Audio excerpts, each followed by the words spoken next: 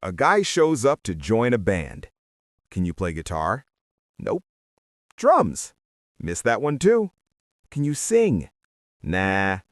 Then what the hell do we need you for?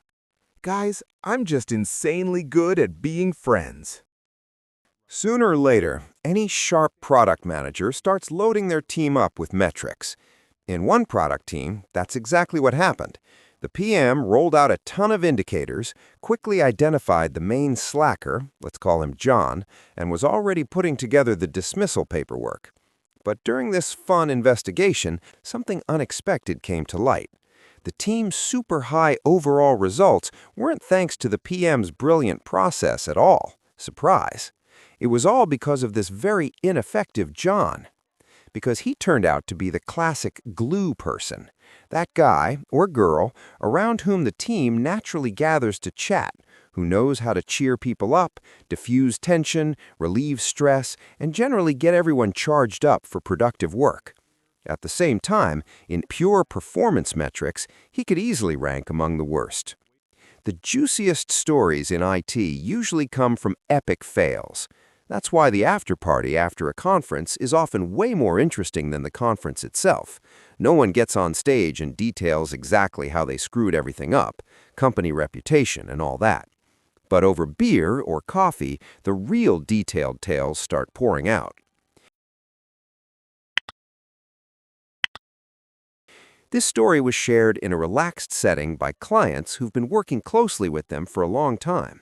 Why did it hook? First, it's a rare, honest look from management. Usually they avoid calling things by their real names, and there's plenty of cynicism there. Second, it's nice that management can soberly assess both themselves and the developers, even admit their own screw-ups. Anonymity is a wonderful thing. Third, super recognizable rakes that metrics lovers and optimizers constantly step on. In short, plenty of reasons. Diving into metrics is addictive, especially when you start applying them to people. As a former developer, this PM was used to covering microservices with metrics, sometimes squeezing out a 10x performance boost. Moving into product management, he figured the team was basically the same thing, just living microservices. Each has their own personality, speed, and resources. And like any service, you can tune a person for better collaboration, pick the right communication API, speed them up, or swap them for a faster version.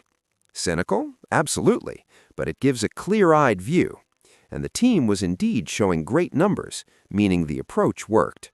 Spoiler, not entirely. He immediately ditched the dumb metrics that everyone games. Lines of code, code just bloats, zero quality impact, plus neural nets can generate endless amounts. Number of commits, they start multiplying in tiny meaningless pushes. Closed tickets, everyone grabs only the easy quick ones. Hard stuff rots. Instead, he went for practical ones. Login time in the system, number of completed story points, percentage of tasks finished from the sprint, first response time on tickets and code reviews. Plus, he tracked messages per person in the corporate chat, and his personal favorite, number of trips to the coffee machine, plus time to return to the desk after coffee. The coffee part deserves its own explanation. The team loved the office. The PM himself isn't a big fan of remote work, kids, endless home distractions, etc. So the crew around him mostly consisted of office regulars. Not always, but roughly half showed up consistently. The office coffee machine was smart. You could trigger it via script from your desk, so by the time you walk over, it's ready. On crunches and deadlines, coffee consumption would skyrocket, and that turned out to be a far more honest stress indicator than any "how are you feeling" survey. Plus, it made planning bean orders super easy, just a simple counter doing wonders. That's exactly where John got caught on these coffee metrics. Team velocity and story points was on fire, unfinished tasks minimal. The PM was patting himself on the back. Look at this perfect organization. But as soon as he looked at individual breakdowns, the picture got messy. A few underperformers stood out, and John was the clear champion of failure. Fewest tasks closed, most coffee orders, average coffee break 37 minutes, sometimes just tagging along, super slow reactions on tickets and reviews, but messages in the chat flying in packs. It painted a picture of a guy coming to the office for free cookies, endless coffee, a couple of motivational speeches by the machine, long chats, and squeezing in a tiny bit of work somewhere. The PM concluded John's presence or absence doesn't really matter. Time to find a replacement. Especially convenient since there was an open spot in his tech stack. HR had found a solid candidate, and a high-performing team could jump the queue for him. Then John goes on vacation, eats something bad, ends up on sick leave for another +2 weeks. Metrics start sliding down. Seasonality, the PM thinks. John comes back, cookie consumption spikes sharply. Metrics shoot right back up.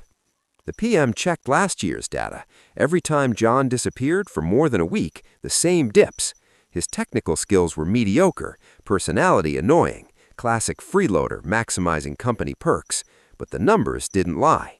One day, the PM sits down by the coffee machine while John is brewing, and the magic begins. John lightly teases 2 juniors stuck on a task, helps without pressure, then wanders off and drags over a mid-level dev who just finished a data provider that's usually grumpy, but John helped him move apartments the day before yesterday. Favor called in. Next, he calls the database guy, reminds him about evening jam session in the office. Break room has guitars, drums, synth, convinces him to come and also help the juniors with PostgreSQL queries, all with jokes, teasing, warm atmosphere, nothing like the usual dry video calls. The PM spent a whole week working with his laptop next to these coffee breaks, not interfering, and suddenly it clicked. It's like discovering your old glitchy router was actually the central hub of the entire network. This useless John had maxed out soft skills. People genuinely enjoyed talking to him. His support felt real. Jokes cut through ego, always ready to help or jump into any fun, except his main job. It got absurd. The company has tons of office perks. They even reimburse cabs. And this team led in office attendance. People came just for the company vibe. Not every day, but almost always a few team members were there, brainstorming tasks together, coming up with crazy hypotheses, sharing knowledge way more intensely than remotes. Sure, then they'd play console games or jam a couple tracks, but it was constant living team building that no money could buy. As soon as John vanished, the office emptied out, metrics flattened to the average of other teams. For comparison, the PM checked his own absences, either zero impact or even a slight uptick. Ego got a bit humbled. Bottom line, ditched some personal metrics, switched focus to finding informal engines in the team, built a connection graph, turned out there were 3 attraction centers.